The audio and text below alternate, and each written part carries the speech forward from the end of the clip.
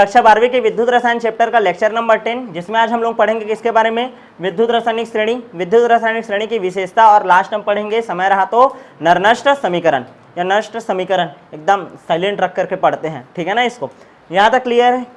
क्या क्या टॉपिक पढ़ना है? विद्युत रासायनिक श्रेणी, कल आप लोगों को होमवर्क दिया था कि विद्युत रासायनिक श्रेणी को क्या करना है, ट्रिक के साथ याद करना है, ठीक है। तो याद कर लिए होंगे बहुत लोग, उम्मीद है ऐसा। और इसके बाद हम लोग क्या पढ़ेंगे, विशेषता।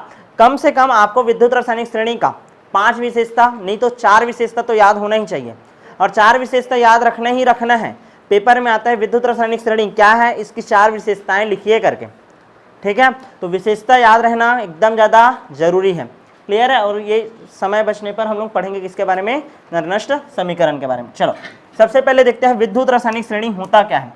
अच्छा, विद्युत रासायनिक श्रेणी को ध्यान देना ना, विद्युत रासायनिक श्रेणी का खोज क्यों किया गया, इसको बनाया ही क्यों गया, ठीक है। हेडिंग डालो विद्युत रासायनिक श्रेणी, या इसी को बोलते हैं तत्वों की सक्रियता श्रेणी। क्या बोलते हैं, सक्रियता श्रेणी, भूलना नहीं, धातुओं की सक्रियता श्रेणी या तत्वों की सक्रियता श्रेणी।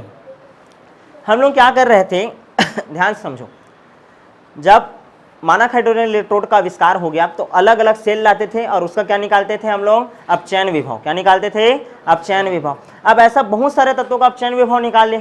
अपचयन विभव निकालने के बाद उसको हम लोग को जरूरत पड़ा क्रम से जमाने का, क्योंकि बार बार एक्सपेरिमेंट करते रहेंगे क्या, नहीं, ठीक है। तो मानक अपचयन विभव के आधार पर जब तत्वों को जमाया जाता है, विभिन्न तत्वों को जब मानक अपचयन विभव के अनुसार जमाया जाता है, तो हमको जो श्रेणी मिलता है उसको हम लोग बोलते हैं क्या, विद्युत रासायनिक श्रेणी। क्या बोलते हैं, विद्युत रासायनिक श्रेणी।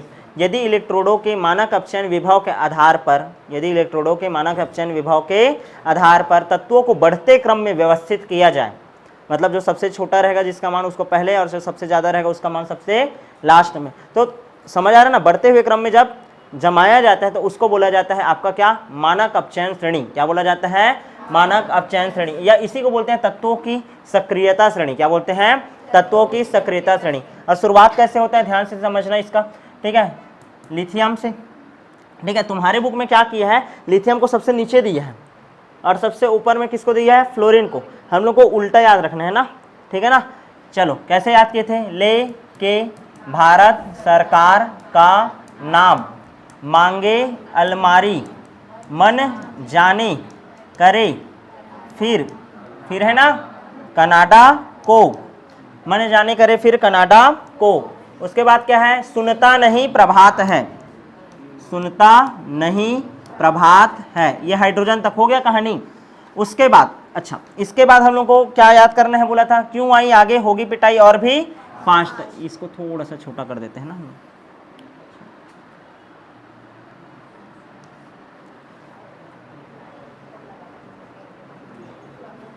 ठीक। इसके बाद क्या है, क्यों आई आगे होगी पिटाई और भी फास्ट। क्लियर है ना, ऐसे करके बिस्मत आएगा और भी फास्ट। क्लियर है। अब ध्यान दो, ये हाइड्रोजन को तुम लोग मुख्य मानना, हाइड्रोजन का मानक अपचयन विभव का मान स्वेच्छा से क्या माना जाता है, 0। इसके पहले जितना भी आएगा मानक अपचयन विभव का मान, उनका सभी का मान क्या होता है, ऋणात्मक। क्या होता है, ऋणात्मक। और इसके बाद जो आएगा उनका मान क्या आता है आपका, धनात्मक। क्या आता है, धनात्मक। क्लियर है कि नहीं। अब ध्यान से समझना, इसका पूरा विशेषता हम लोग इसी के साथ पढ़ लेते हैं। सबसे पहले परिभाषा देखें, विद्युत रासायनिक श्रेणी किसे कहते हैं, विभिन्न तत्वों के इलेक्ट्रोडों को, ठीक है, जब उनके विलयन में डुबाया जाता है मानक स्थिति में तो उनका क्या प्राप्त होता है, मानक अपचयन विभव। विभिन्न तत्वों के मानक अपचयन विभव को जब हम बढ़ते हुए क्रम में जमाते हैं तो हमें एक श्रेणी मिलती है, और उस श्रेणी को बोलते हैं हम लोग क्या, विद्युत रासायनिक श्रेणी। क्या बोलते हैं, विद्युत रासायनिक श्रेणी, ठीक है। विद्युत रासायनिक श्रेणी में ऊपर आने वाले तत्व का, ऊपर आने वाले तत्व का क्या होता है, ऑक्सीकरण। क्या होता है, ऑक्सीकरण। और नीचे आने वाले तत्व का क्या होता है, अपचयन। क्या होता है, अपचयन। तो ऊपर आने वाला तत्व कौन होगा, हाइड्रोजन के जस्ट ऊपर, इन सभी तत्वों का क्या होता है, ऑक्सीकरण होता है। लिख लेते हैं भाई, क्या होता है, ऑक्सीकरण होता है। और नीचे आने वाले तत्वों का क्या होता है, अपचयन होता है। क्या होता है, अपचयन होता है। अच्छा, जिसका ऑक्सीकरण होता है वो क्या होता है, अपचायक। क्या होता है, अपचायक। और जिसका अपचयन होता है वो क्या होता है, ऑक्सीकारक। क्या होता है, ऑक्सीकारक। यहाँ तक क्लियर है कि नहीं। अच्छा, जिसका ऑक्सीकरण होता है उसका उपयोग हम लोग कौन से रूप में करते हैं, एनोड के रूप में। याद करो, लोन करके ट्रिक बताया था, क्लियर है। जिसका ऑक्सीडेशन होता है वो नेगेटिव होता है, ऑक्सीडेशन होता है वो नेगेटिव होता है, वो क्या होता है, नेगेटिव हो गया। उसका उपयोग कौन से रूप में करते हैं, एनोड के रूप में। किस रूप में उपयोग करते हैं, एनोड के रूप में। यहाँ तक क्लियर है कि नहीं। और जब विद्युत रासायनिक श्रेणी बनाएंगे तो उसको कौन सी साइड में लिखेंगे, लेफ्ट साइड में। किधर लिखते हैं, लेफ्ट साइड में। यहाँ तक क्लियर है कि नहीं।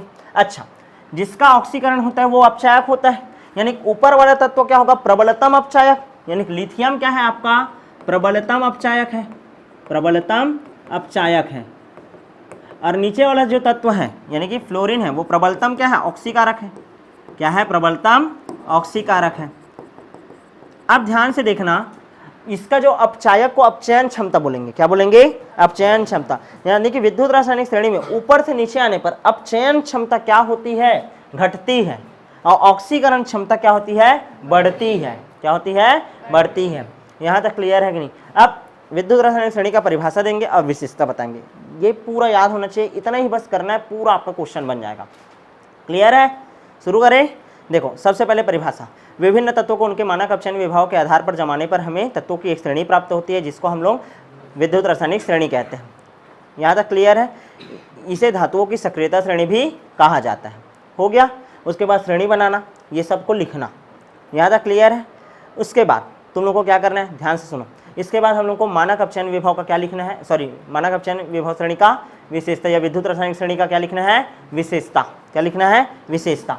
सबसे पहला विशेषता, पहला विशेषता क्या लिखोगे, श्रेणी में ऊपर आने वाले तत्व का, ऊपर आने वाले तत्व का क्या होता है, ऑक्सीकरण, और नीचे आने वाले तत्व का क्या होता है, अपचयन।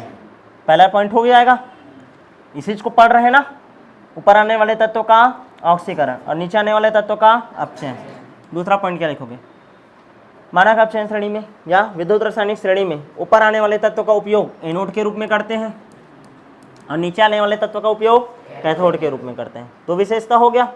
तीसरा, मानक अपचयन श्रेणी में सबसे ऊपर का जो तत्व रहता है वो प्रबलतम अपचायक होता है, उदाहरण करके लिख लेना, लिथियम। और नीचे वाला तत्व क्या होता है, प्रबलतम ऑक्सीकारक। 3 पॉइंट हो गया। चौथा, मानक अपचयन श्रेणी में या विद्युत रासायनिक श्रेणी में ऊपर से नीचे आने पर अपचयन क्षमता घटती है और ऑक्सीकरण क्षमता बढ़ती है। हो गया। कितना पॉइंट हो गया, 5। छठवां पॉइंट, और क्या लिख सकता हूँ, मानक अपचयन श्रेणी में ऊपर आने वाला तत्व, मानक अपचयन श्रेणी में ऊपर आने वाला तत्व नीचे आने वाले तत्व के विलयन से उस धातु को क्या कर देता है, प्रतिस्थापित। क्या कर देता है, प्रतिस्थापित। जैसे ऊपर आने वाला तत्व क्या है, जिंक है। क्या है, जिंक। नीचे आने वाला तत्व क्या है, कॉपर है। क्या है, कॉपर। मान लो कॉपर सल्फेट का विलयन बनाया। मानक अपचयन श्रेणी में ऊपर आने वाले तत्व नीचे आने वाले तत्व के विलयन से, नीचे आने वाला तत्व कॉपर है, उसका विलयन कॉपर सल्फेट, इससे उस धातु को क्या कर देता है, विस्थापित कर देता है। क्या कर देता है, विस्थापित। तो यहां से कॉपर को विस्थापित कर देगा और क्या बना देगा, ZnSO4। क्या बना देगा, ZnSO4। क्लियर है कि नहीं।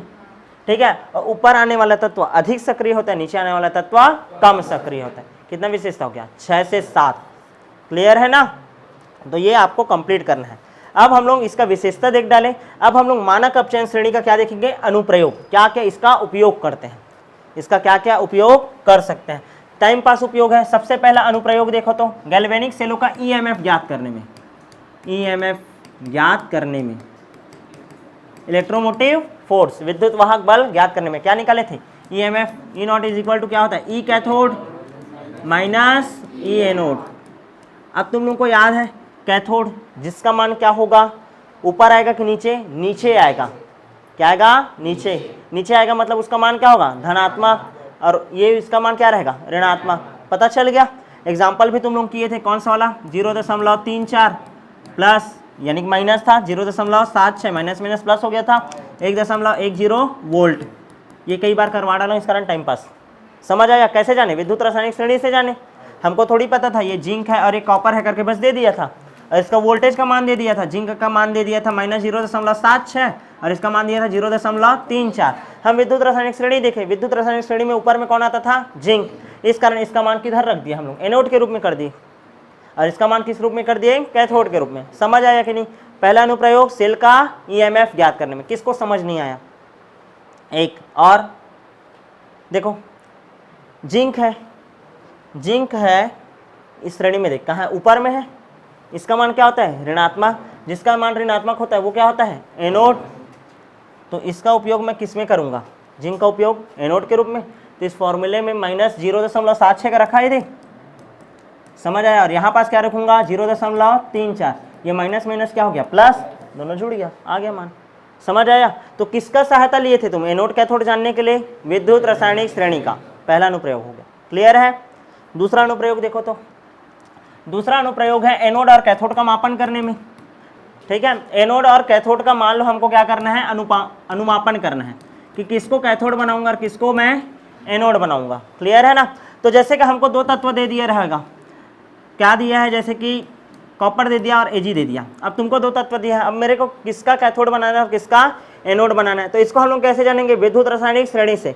विद्युत रासायनिक श्रेणी यदि याद रहेगा तो हमको पता चलेगा कि कॉपर कहाँ आता है ऊपर में, और जो ऊपर में आता है वो क्या बनेगा एनोड, और जो नीचे आता है वो क्या बनेगा कैथोड, क्या बनेगा कैथोड। तो एनोड और कैथोड का अनुमापन कर सकते हो तुम लोग, कौन से सेल में क्या बनेगा, यहाँ तक क्लियर है कि नहीं, ठीक है। तो दूसरा तो ये हो गया गुणधर्म। तीसरा क्या जान सकते हो, रेडॉक्स अभिक्रिया होगा कि नहीं, रेडॉक्स अभिक्रिया की संभावना जान सकते हो। रेडॉक्स अभिक्रिया की संभावना, कैसे संभावना जान सकते हो, जैसे कि मैं अभी दिया था ना, जिंक है उसको कॉपर सल्फेट के विलयन में डाला मैं, तो क्या बना जिंक सल्फेट, और कौन अलग हो गया कॉपर। और मान लो ऐसे बोल दिया तो कॉपर के विलयन में क्या डाल दिया मैं जिंक सल्फेट, चलो जिंक सल्फेट के विलयन में डाला, तो ये क्या बन गया कॉपर सल्फेट, और कौन अलग हो गया जिंक। कौन सा रिएक्शन सही है, कौन सा रिएक्शन गलत है, ऊपर वाला सही है और नीचे वाला क्या है गलत, क्यों, क्योंकि देखो विद्युत रासायनिक श्रेणी में ऊपर आने वाला तत्व कौन है जिंक, और नीचे आने वाले तत्व को उसके विलयन से क्या करता है अलग, और ये वाला जो बना है वो पूरा थ्योरी को क्या कर रहा है गलत कर रहा है।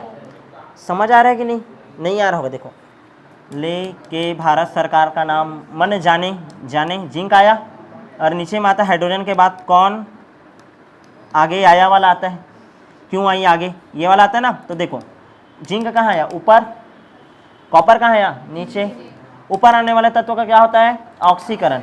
चलो ऑक्सीकरण हो रहा है कि नहीं देखते हैं, जिंक का ऑक्सीकरण हो रहा है कि नहीं। जिंक जब खाली है तो इसका ऑक्सीकरण संख्या क्या अनुमान 0। यहाँ पास देखो जिंक का, जिंक जब SO4 के साथ है तो टूटेगा तो Zn2+ और SO4 2-, तो जिंक में कितना चार्ज आएगा 2+ चार्ज है, वृद्धि हो रहा है, वृद्धि हो रहा है मतलब इसका क्या हो रहा है ऑक्सीकरण, और ऊपर आने वाले तत्व का क्या होता है ऑक्सीकरण, यानी सही है ये वाला कॉन्सेप्ट। यहाँ पास देखो तो Zn क्या है Zn2+ में है अभी, और यहाँ क्या आ गया ये 0, मतलब इसका क्या हो रहा है अब अपचयन। क्या बताओ कोई भी एंगल से क्या जिंक का अपचयन हो सकता है क्या, इसके अनुसार नहीं, क्योंकि ऊपर आने वाले तत्व का क्या होता है ऑक्सीकरण। समझ आया। तो ये रिएक्शन क्या है आपका गलत, और ये रिएक्शन सही, किसकी मदद से जाने विद्युत रासायनिक श्रेणी। समझ आया। कितना अनुप्रयोग हो गया 3। सबसे पहला ईएमएफ ज्ञात करने के लिए, दूसरा कैथोड और एनोड का अनुमापन करने के लिए, तीसरा रेडॉक्स अभिक्रिया होगा कि नहीं इसको जानने के लिए। चौथा अनुप्रयोग देखो तत्वों की सक्रियता जानने और उसका विस्थापन, तत्वों की सक्रियता एवं उसका विस्थापन। अभी देखे हैं यही वाला उदाहरण दे सकते हो क्या, तत्वों की सक्रियता व उसका विस्थापन। तत्वों की सक्रियता व विस्थापन ज्ञात करने के लिए हम लोग क्या करते हैं विद्युत रासायनिक श्रेणी का उपयोग करते हैं। जैसे कि मैं बताया ना अभी जिंक है और कॉपर सल्फेट है, तो कौन अधिक सक्रिय होगा जिंक, वो कॉपर सल्फेट को क्या कर देगा, कॉपर सल्फेट के विलयन से कॉपर को क्या कर देगा अलग। तो तत्वों की सक्रियता जान डाले, और कौन से तत्व जो अधिक सक्रिय तत्व रहता है वो कम सक्रिय तत्व को उसके विलयन से क्या कर देता है विस्थापित। तो क्या बन जाएगा कॉपर अलग हो जाएगा और जिंक सल्फेट का क्या बन जाएगा विलयन बन जाएगा। किसके मदद से जाने विद्युत रासायनिक श्रेणी। यहाँ तक क्लियर है। और क्या जान सकते हो इसके मदद से अनुप्रयोग, और देखो ऑक्सीकारक व अपचायक कौन है, ऑक्सीकारक व अपचायक का निर्धारण, ऑक्सीकारक व अपचायक का निर्धारण। विद्युत रासायनिक श्रेणी में जो ऊपर आता है उसका क्या होता है ऑक्सीकरण, और जिसका ऑक्सीकरण होता है वो क्या होता है अपचायक। तो श्रेणी में ऊपर आने वाला तत्व प्रबल अपचायक और नीचे आने वाला तत्व दुर्बल अपचायक। क्या होता है दुर्बल अपचायक या प्रबल ऑक्सीकारक। क्या बोल सकते हो प्रबल ऑक्सीकारक। छठवां देखो धातुओं का संचारण, ठीक है, धातुओं का संचारण। यदि धातु का संचारण रोकना है हमको तो संचारण मतलब जंग का लगना, क्या लगना जंग का लगना। जैसे चांदी होता है तो चांदी का रंग फीका होना मलिन होना, ठीक है, तांबा रहता है, तांबा का हरा रंग पड़ना, ठीक है, और लोहे का क्या लगना, जंग लगना, ये सभी क्या कहलाते हैं, संक्षारण कहलाते हैं। क्या कहलाते हैं, संक्षारण। क्लियर है कि नहीं? मैं क्या बोला, चांदी का मलिन होना, दूसरा क्या बोला, तुम्हारा जो तांबा है उसका हरा होना, या लोहे का क्या लगना, जंग लगना, ये सब किसके उदाहरण है, संक्षारण के। तो जब संक्षारण का प्रक्रिया होता है तो संक्षारण की प्रक्रिया को रोकने के लिए, जब मैं संक्षारण वाला टॉपिक पढ़ाऊंगा ना तो फिर से विद्युत रासायनिक श्रेणी का बताऊंगा उपयोग। तो संक्षारण की प्रक्रिया को रोकने के लिए जो धातु है उससे कम सक्रिय धातु का उसके ऊपर क्या लगा देते हैं, परत लगाते हैं। क्लियर है? गैल्वेनिक रक्षण करके पढ़ेंगे, ठीक है, तो उस टाइम आपको समझ आएगा। तो संक्षारण की प्रक्रिया को रोकने के लिए भी हम लोग उपयोग करते हैं किसका, विद्युत रासायनिक श्रेणी का। किसका, विद्युत रासायनिक श्रेणी का। यहां तक क्लियर है कि नहीं? तो इस तरीका से आप लोगों ने आज पढ़ा किसके बारे में, विद्युत रासायनिक श्रेणी क्या होता है, उसकी क्या क्या विशेषताएं होती हैं और उसका क्या क्या हम लोग अनुप्रयोग कर सकते हैं। अब जो नेक्स्ट क्लास होगा उसमें हम लोग पढ़ेंगे नर नष्ट समीकरण और संक्षारण के बारे में। तो मिलेंगे आप नेक्स्ट क्लास में।